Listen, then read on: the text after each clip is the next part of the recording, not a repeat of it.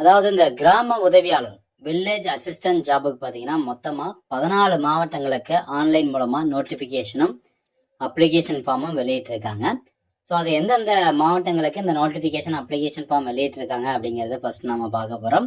அதுக்கப்புறம் இந்த அப்ளிகேஷன் ஃபார்மை எப்படி ஃபில் பண்ணுறது, ஒன்ஸ் இந்த அப்ளிகேஷன் ஃபார்ம் ஃபில் பண்ணதுக்கு அப்புறமா இந்த அப்ளிகேஷனை நம்ம எப்படி ஆன்லைன் மூலமாக சப்மிட் பண்ணணுமா இல்லை நேரடியாக கொண்டு போய் கொடுக்கணுமா, இது போன்ற பல தகவல் எல்லாமே இந்த வீடியோவில் நம்ம பார்க்க போகிறோம். ஸோ ஃபர்ஸ்ட்டு ஆன்லைன் மூலமாக அப்ளிகேஷன் வந்திருக்கா இல்லையா அப்படிங்கிறத நீங்கள் செக் பண்ணுறதுக்கு எப்படி செக் பண்ணுறது அப்படின்னு சொல்லிடுறேன். இந்த tndistrict.nic.in அப்படிங்கிற ஒரு காமன் வெப்சைட் இருக்குது. தமிழ்நாட்டில் இருக்கக்கூடிய எல்லா மாவட்டங்களுக்கும் காமனான வெப்சைட்டு. இந்த வெப்சைட் ஓப்பன் ஆனதுக்கப்புறம் ஒவ்வொரு மாவட்டத்தினுடைய பெயர் இந்த ஹோம் பேஜில் கொடுத்துருப்பாங்க. ஸோ உங்களுடைய மாவட்டம் எதுவோ அந்த மாவட்டத்தை டேரெக்டாக நீங்கள் கிளிக் பண்ணிக்கோங்க. இப்போ உதாரணத்துக்கு தருமபுரி மாவட்டம் அப்படின்னா தருமபுரி மாவட்டத்தை நீங்கள் கிளிக் பண்ணுங்கள். அதை கிளிக் பண்ணதும் ஒவ்வொரு மாவட்டத்துக்கும் பார்த்தீங்கன்னா இந்த மாதிரி தான் ஹோம் பேஜ் வந்து ஓப்பன் ஆகும். ஸோ இதில் போயிட்டு இந்த நோட்டீசஸ் அப்படிங்கிற ஒரு ஆப்ஷன் இருக்கும். அதை கிளிக் பண்ணீங்கன்னா ரெக்ரூட்மெண்ட் அப்படிங்கிற ஒரு ஆப்ஷன் இருக்கும். அதை கிளிக் பண்ணீங்கன்னா உங்களுக்கு சப்போஸ் அந்த மாவட்டத்தில் அந்த வில்லேஜ் அசிஸ்டன்ட் போஸ்ட்டுக்கு நோட்டிஃபிகேஷன் வெளியிட்டிருக்காங்க, அப்ளிகேஷன் ஃபார்ம் வெளியிட்டிருக்காங்க அப்படின்னா கீழே அங்கே இந்த இடத்துல கொடுத்துருப்பாங்க recruitment of village assistant post என்ன தாலுக்கா அப்படிங்கிற டீட்டெயில்ஸ் எல்லாமே இருக்கும். ஸோ அதுக்கு நேரம் அப்படியே ரைட் சைடில் வந்தீங்கன்னா அதுக்கு முன்னாடி பாருங்கள் அப்ளிகேஷன் எப்போ வந்து ஸ்டார்ட் பண்ண ஆரம்பிக்கலாம், ஃபில் பண்ண ஆரம்பிக்கலாம் அப்படின்னா 11/7/2025 கொடுத்துருக்காங்க. End date 9/8/2025.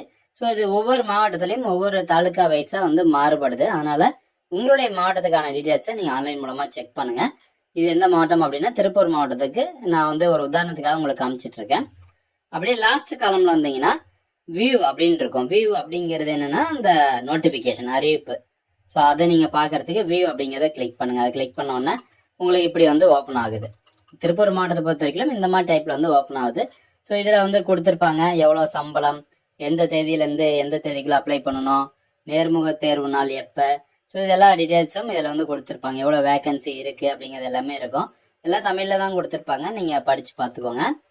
உங்களுடைய மாவட்டத்துக்கான நோட்டிஃபிகேஷன், உங்களுடைய தாலுக்காக்கான நோட்டிஃபிகேஷன் ஓப்பன் பண்ணி பாருங்கள். ஓகே, அடுத்ததாக அப்ளிகேஷன் ஃபார்மும் பார்த்தீங்கன்னா ஒவ்வொரு மாவட்டத்துலேயும் ஒவ்வொரு ஃபார்மேட்டில் வந்து கொடுத்துருக்குறாங்க. ஸோ அதனால் இந்த ஃபைலுக்கு நேராக அப்ளிகேஷன் அப்படின்னு இருக்கும். அதை கிளிக் பண்ணிங்கன்னா அப்ளிகேஷன் ஃபார்ம் ஓப்பன் ஆகும். அதை டவுன்லோட் பண்ணிட்டு அதை நீங்கள் பிரிண்ட் அவுட் எடுத்து ஃபில் பண்ணிடுங்க. ஸோ இது வந்து ஒரு விதமாக நீங்கள் அதாவது டிஸ்ட்ரிக்ட் அந்த வெப்சைட் போர்ட்டலில் போய் பார்க்குறது.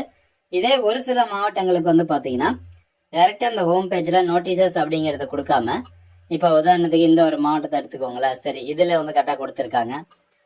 உதாரணத்துக்கு திருவாரூர் மாவட்டத்தை எடுத்துக்கிட்டிங்கன்னா இந்த இடத்துல பாருங்கள் நோட்டீசஸ் அப்படிங்கிற ஒரு ஆப்ஷனே இல்லை. ஸோ இப்போ எப்படி நம்ம செக் பண்ணுறது அப்படின்னா அந்த சிட்டிசன் கார்னர் அப்படிங்கிற ஒரு ஆப்ஷன் இருக்கும்.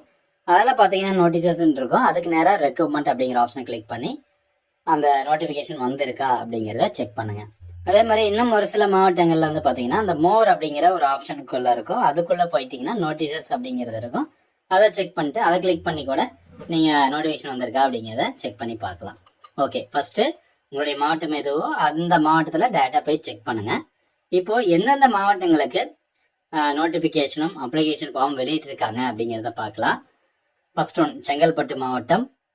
இது வந்து இன்னை தேதி வரைக்கும் தற்போது இருக்கக்கூடிய கரண்ட் ஸ்டேட்டஸ் இன்னை தேதி வரைக்கும் பார்த்தீங்கன்னா செங்கல்பட்டு, ஈரோடு, காஞ்சிபுரம் மாவட்டம், கிருஷ்ணகிரி, மயிலாடுதுறை, பெரம்பலூர், ராணிப்பேட்டை, சேலம், தென்காசி, தூத்துக்குடி, திருநெல்வேலி, திருப்பூர், திருவண்ணாமலை, வேலூர்.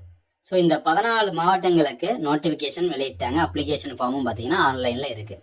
இந்த 14 மாவட்டத்தை சேர்ந்தவங்களாம் இருந்தீங்கன்னா நேரடியாக நான் சொன்ன இந்த டிஎன் டிஸ்ட்ரிக்ட் வெப்சைட் ஓப்பன் பண்ணிவிட்டு இந்த 14 மாவட்டத்தை சேர்ந்தவங்க அந்த மாவட்டத்தினுடைய பேரை கிளிக் பண்ணி அப்ளிகேஷன் ஃபார்ம் நோட்டிஃபிகேஷன் டவுன்லோட் பண்ணி அதில் படிச்சுக்கோங்க.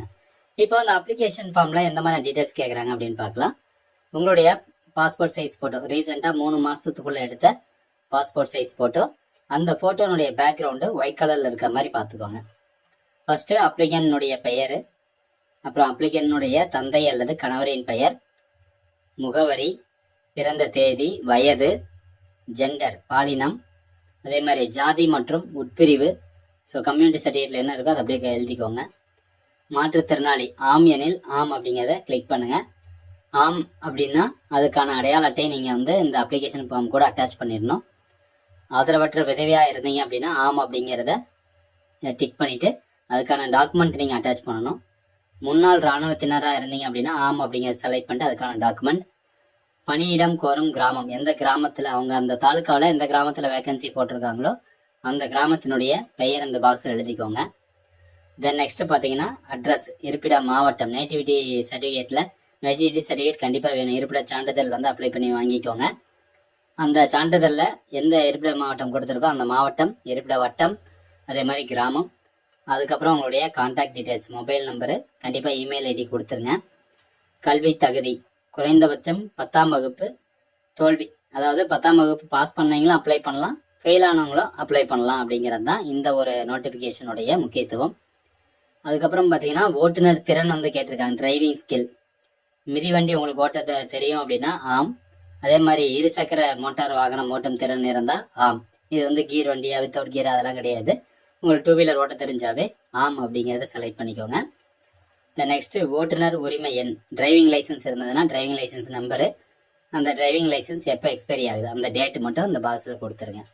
கொடுத்துட்டு நாள், இடம், அதுக்கப்புறம் உங்களுடைய இது கையெழுத்து இதெல்லாம் போட்டு இதில் கொடுத்துருக்காங்க பாருங்கள் டாக்குமெண்ட்ஸ், என்னென்ன டாக்குமெண்ட்ஸ் வேணும்னு. இந்த டாக்குமெண்ட்ஸினுடைய ஜெராக்ஸ் எடுத்து அந்த ஜெராக்ஸில் உங்களுடைய கையெழுத்து எல்லாமே போட்டுடணும். அடுத்ததாக கீழே பார்த்தீங்கன்னா பெறுநர், வட்டாட்சியர், எந்த வட்டமோ எந்த தாலுக்காவும் தாலுக்கானுடைய பெயர் இந்த லைனில் எழுதிக்கணும். இந்த அப்ளிகேஷன் ஃபார்ம் பார்த்தீங்கன்னா ஒவ்வொரு மாவட்டங்களுக்கும் ஒவ்வொரு மாதிரி டைப்பில் வந்து இருக்குது. பட் மோஸ்ட்லி வந்து காமனாக இந்தந்த கேள்வி தான் கேட்குறாங்க அப்ளிகேஷன் ஃபார்மில் எழுதக்கூடியது. கல்வி தகுதி நீங்கள் கண்டிப்பாக SSLC எழுதியிருக்கணும். 10th வந்து எக்ஸாம் எழுதியிருக்கணும், பப்ளிக் எக்ஸாம் எழுதியிருக்கணும். அது பாஸாக இருந்தாலும் சரி ஃபெயிலாக இருந்தாலும் சரி கண்டிப்பாக தமிழ் ஒரு பாடமாக எடுத்து படிச்சிருக்கணும், எக்ஸாம் எழுதியிருக்கணும். இதர தகுதிகள் பொறுத்த வரைக்கும் விண்ணப்பதாரர் அந்தந்த அந்தந்த வட்டத்தை சேர்ந்தவராக இருக்கணும். அந்த வட்டத்தில் வேகன்சி இருந்தால் மட்டும் தான் நீங்கள் அப்ளை பண்ண முடியும். தமிழில் எழுத்து பிழையின்றி படிக்கவும் எழுதவும் தெரிஞ்சிருக்கணும் அப்படின்னு சொல்லியிருக்காங்க.